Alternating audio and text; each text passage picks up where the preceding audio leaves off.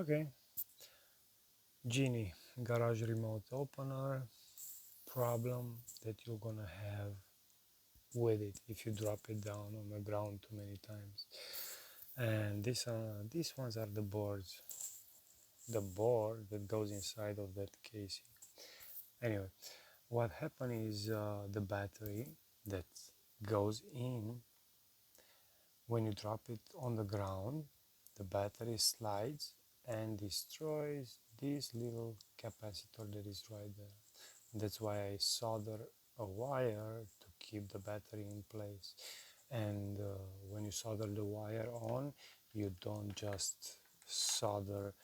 It has a flip here. There is this one. If you solder just the first one, we're just gonna bend up, and the battery still gonna be able to destroy the capacitor.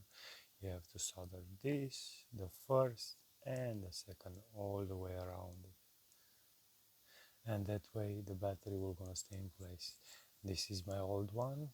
I replaced the capacitor a few times, worked, but I didn't put the wire in that time, so it destroyed. So after I put the wire, the very lucky part was it's too it got wet and was the whole thing that I didn't want to work anymore. So if you don't want to buy too many remotes in the future, just solder this wire around it.